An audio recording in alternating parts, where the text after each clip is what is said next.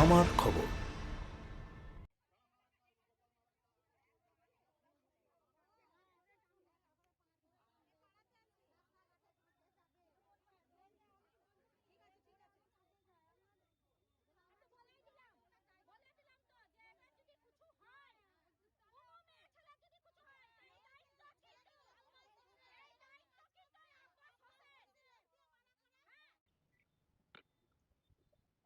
আপনার বিরুদ্ধে অভিযোগ উঠছে যে আপনার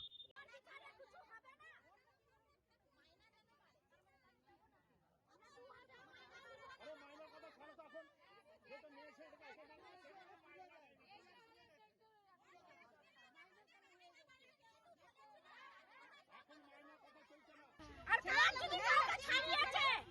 আমি আজকে হাজিরি করে আসছিলাম, হাজিরি করে এসে আমাকে ডাকবাংলা মোড়ে ধরেছে, ধরে নিয়ে নোংরা ভাষায় বুকে সটিয়ে বলছে বাঁশ দিয়ে দেবো, তাই বলে এমনি করে নোংরা ভাষায়। এবার আমি যদি ওখানে মেয়ে ছিল একাই, এবার আমি সরে গেলাম, আমি কি করেছি কানতে কানতে পৌরসভা ওই ছেলেগুলা, তা আমি তো একা ছিলাম না, আর আমি তো নিজ কথা বলেছি, আমি তো কোনো ভুল কথা বলিনি, আর ওর নাম তো লিয়া হয়নি, ও তো আমাদের কাউন্সিলর লয়ই, ও কাউন্সিলর লয়ই তো আমাদের কাউন্সিলর হচ্ছে তুফানি মাল, আমরা ওখানে এখানে বলতে যাব। আর যার বিষয় বলেছি আমরা চেয়ারম্যানকে বলেছি যে আমাদের মাইনাটা 2000 7,500 বলছে, তো 2000 আমরা হাতে মাইনা পাই, তাহলে 5,500 মাইনাটা কোথায় গেল? এই কথাটা বলেছি, এই কথাটা সত্যি কথা বলার পথে ওর মানে রাগ লেগেছে না, আমাকে পেয়ে ওইখানে একা পেয়ে গালাগালি, মুখে সোটে গালাগালি দিয়েছে। আব্বাস হোসেন, আব্বাস হোসেন কেউ নয়, একটা এমনি আমাদের আগে ছিল কাউন্সিলর, এখন আর নেই কাউন্সিলর।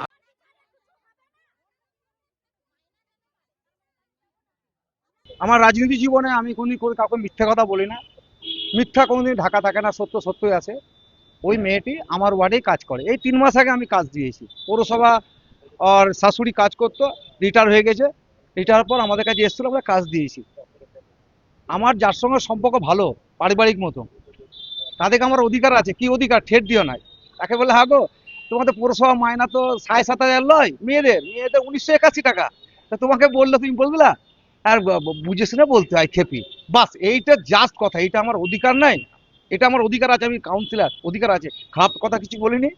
আর যদি আমি খারাপ কথা বলে থাকি রুমা হাজরাকে, আমি তাহলে ক্ষমা চেয়ে নিব ওর কাছে। আর পৌরসভা আমি দীর্ঘদিন চালিয়েছি, কোনোদিন সঙ্গে কারো সঙ্গে খারাপ ব্যবহার, আমি এক্স কাউন্সিলর। আর আপনি যদি সত্যি যদি হয় ডাকবাংলাপাড়া সিসি ক্যামেরা আছে, দেখুন, যদি প্রকৃতি আমি যদি আসামি হয়, প্রশাসন যে শাস্তি দিবে সে শাস্তি আমি মাথা পেতে নেবো, আমার বিশ্বাস, 1 নম্বর। দ্বিতীয় নম্বর হচ্ছে আমি সঙ্গে আমাকে পৌরসভা খুব গালাগালি করেছে, আমি প্রশাসনের কাছে যেতাম, গেলাম না, আমি বাড়াই না ঝামেলা। আমার যারা রামপুরহাট শহরে যেটা দলের জন্য এটা পার্টিগত যেন না হয়, তার জন্য সম্মানীয় যারা বিজেপির যারা করেন, আমাকে খুব ব্যক্তিগত ভালোবাসেন, তাদেরকে আমি ঘটনাটা জানিয়েছি, তারা শুনেছে, তাদেরকে বলেছি যদি আমি অন্যায় করে দেখি সিসি ফুটেজ দেখে নেবে, আমাকে যে শাস্তি দিবে প্রশাসন, সে শাস্তি আমি মাথা পেতে নেব।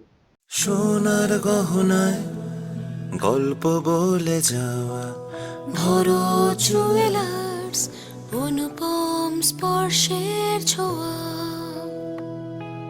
মায়ের স্নেহ কন্যার সাজ, প্রতিটি রত্নে ভরো জুয়েলার্স। ভরত জুয়েলার্স, গুণমানের অঙ্গীকার, শান্তিনিকেতন রোড, বোলপুর। দেখতে চোখ রাখুন আমাদের ফেসবুক ও ইউটিউব চ্যানেলে।